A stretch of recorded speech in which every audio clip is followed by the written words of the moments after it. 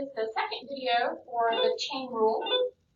We are going to be talking about slopes of parametric or parametrized curve here. So parametric curve, you may remember from pre-calculus or even from physics, is where you have a curve that the independent variable is your time variable, but the curve needs to represent a change in both the horizontal distance and the vertical distance traveled.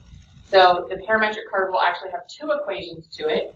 One for x of t that describes the horizontal motion according to time, and then y of t which describes the vertical motion according to time. A parametric curve like this is going to be differentiable at t if x and y are both differentiable at t. Now, when we think about doing derivatives, though, we are used to doing derivatives as dy over dx. There are no t's in there. And we need to be able to take a derivative with respect to both of our x and our y, in this case, dependent variables for a parametric curve. So the way that we do that is simply by understanding that dy dx, as we're used to writing it, that would be the y derivative with respect to time over the x derivative with respect to time. Because if you think about that, that is dy over dt over dx dt. So now if you're just thinking about basic fractions, you have a fraction divided by another fraction, and y'all's favorite thing to say, keep, change, flip. If we keep the first fraction, change it to multiplication, and flip the second fraction, notice then we have a dt both in the numerator and in the denominator, and so that works out to give us the dy dx derivative. So that's basically just an explanation for you for why we can find dy dx by doing dy dt divided by dx dt. So, using that fact, let's look here at example 8. It says, which of the following gives dy dx for the parametric curve x equals 3 sine t, y equals 2 cosine t. So, our x derivative, dx dt, would be the derivative of 3 sine t. So we'll bring our 3 down as a coefficient, and then the derivative of sine is cosine.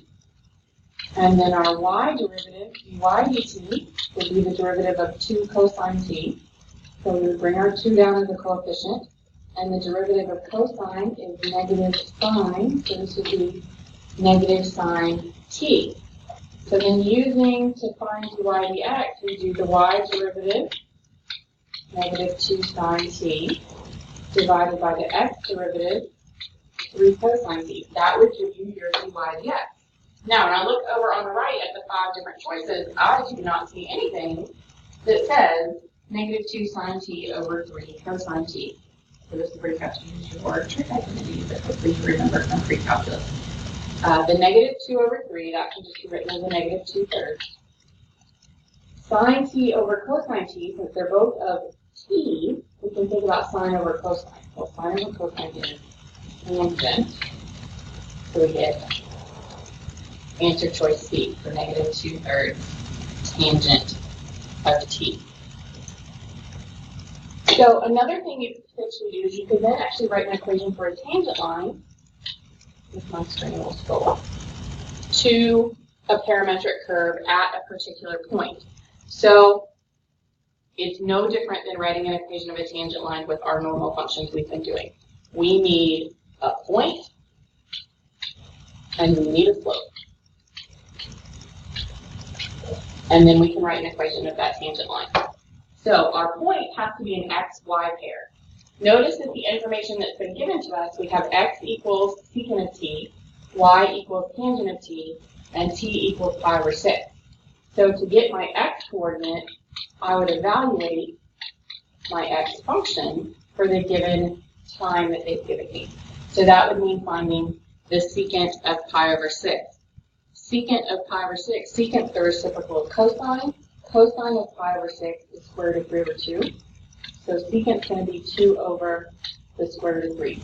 Don't worry about rationalizing it. You can leave it irrational like that. It is completely okay in calculus to have your rational answers. You can rationalize it if you really want to, but you don't have to. All right, and then y would be done the same way. It would be the tangent of pi over 6. Tangent of pi over 6 is going to be square root of 3 over 3. Okay, so that's our xy pair. 2 over the square root of 3, square root of 3 over 3. And then the last thing we need for the slope is to find dy dx and then evaluate it at our given time. We cannot just take the derivative of our secant 5 or 6 and tangent 5 or 6. We have to take the derivative of the equations as they were given to us. So the y derivative would be the tangent of t, so that would be secant squared t.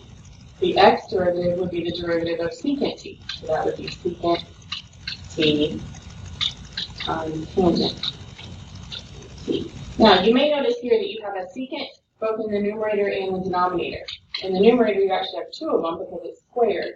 But you could, just real quickly, go ahead and cancel a secant out of both the numerator and the denominator, just to give you less to have to try to evaluate in order to find your slope. So to find our slope, we now need to evaluate that at t equals 5 or 6. So that means we would have the secant of 5 or 6 divided by the tangent of 5 or 6. Conveniently, we already found both of those things up there when we were finding what x was equal to and what y was equal to. So I don't have to think through my unit circle again. So I can think 2 over the square root of 3 over square root of 3 over 3. Or, again, your favorite thing to do, keep change flip. 2 times 3 on top gives us 6. Square root of 3 times square root of 3 on the bottom gives us 3. 6 over 3 is 2. So my slope is going to be 2. So my equation of my tangent line would be y minus y1 equals m times x minus x1. That's your final answer to example 9. All right, below there you have some AP practice problems. I want you to give those a try and be prepared to come in and talk about them in class the next time that I see you.